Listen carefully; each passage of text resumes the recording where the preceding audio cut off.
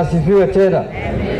Kwa sababu ya muda nataka kusema machache. Kwanza nataka kuleta rambirambi yangu kwa familia ya rafiki yangu na kiongozi wangu wa chama Mheshimiwa Timothy Bosire. Bosire mimi ni rafiki yangu, tulifanya na yeye kwa bunge tamu iliyopita na tulikuwa kwa kamati moja pia pamoja. Na pia mke yangu alikuwa rafiki ya mama. Na mtu ambaye tulikuwa tunakaribiana vizuri, tunashauriana vizuri, na alikuwa rafiki yangu, na nimesema lazima nikuje niseme pole mimi mwenyewe.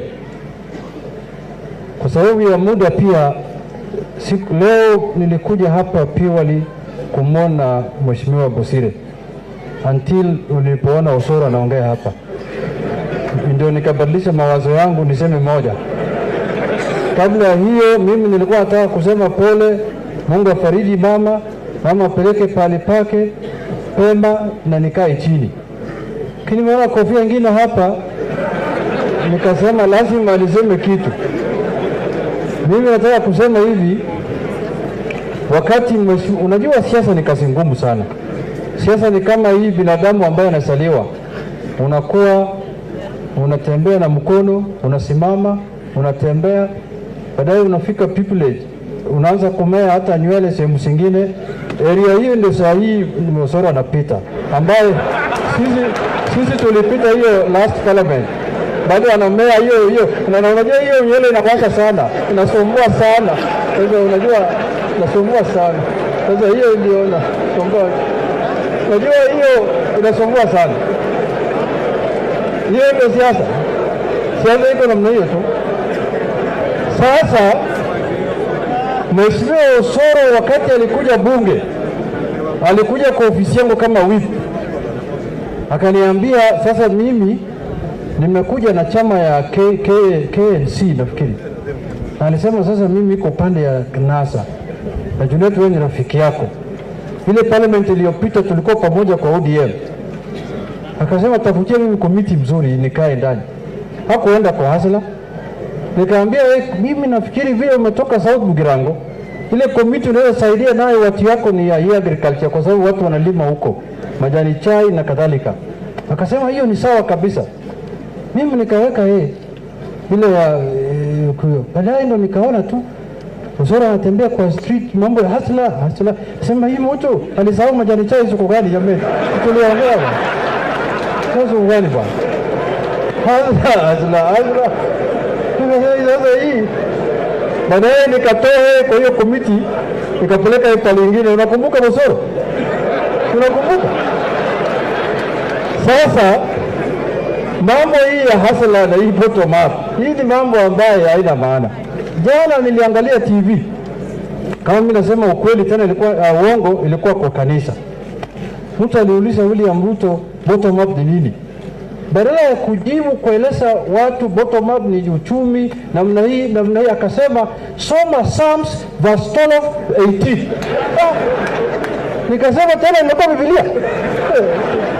Imetoka kwa mambo ya bottom up imeenda kwa Psalms 8 verse 18 to 19. Sasa ni kweli.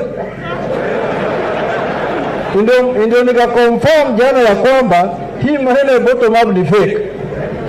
Haina msingi yoyote. Na kila wakati wakiongea hawa watu wanakumbusha sisi Junet, hata ndani ya bunge, heshimu kiongozi wetu, yeye ndio deputy president ya Kenya. Mimi sasa na nyamaza nasema yeye ni deputy, nimesahau. Kama wewe ni deputy ya Uhuru Kenyatta na uko ofisi hata leo vile tunaongea leo jioni, umelete nini kwa Wakisii? Mambo ya kusema nitawasaidia baadaye, wachana naye. Sasa hii ofisi yako ya deputy president imelete nini hapa? Manufaa gani imelete hapa Nyamira? 2013 ulikuwa deputy president.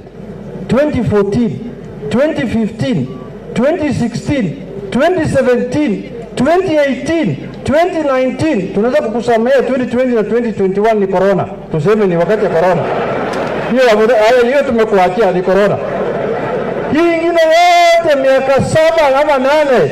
Ndugu yangu bwana, ulikuwa unaishi Tanzania, ulikuwa deputy president ya Tanzania ama ulikuwa ya Kenya? Unakuja kudanganya watu hapa ati unasema ati ukinichagua iko bottom up, ukinichagua iko wheelbarrow, ukinichagua nitafanya hii na hii. Si ufanye saa hii, niko kwa serikali. Osoro wakati alikuja kwangu tena, mimi na yeye ni rafiki sana. Ndio maana mimi natoa sasa hii shuhuda. Hii ni shuhuda ambayo ningetoa kwa matanga yake, sio saa hii. Rafiki yangu sana. Wakati amerudi kwa ofisi yangu saa jioni, tulikuwa tunakunywa chai.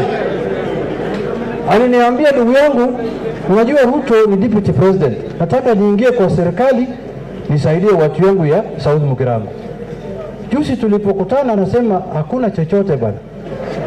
Hakuna chochote, bado mimi na mark time hapo tu. Saa yote mimi naweza rudi ODM, wekea mimi nafasi. Nikasema wewe rudi saa yote, baba unajua sio mtu wa kushikilia watu, atakuachilia nafasi uingie tu. Lakini hapa ni karata wanacheza ya pata potea. Sasa hii uchaguzi inakuja kwa kumalizia 2022. Ndio uchaguzi ya kutofautisha watoto na wazee. Ndio uchaguzi ya kuseparate men from boys. Tunataka wanaume kamili bwana. Na hapa ndio tunaelekea, na yule mtu ambaye anaweza kuomboa sisi kama nchi. Hatuwezi kubahatisha bwana.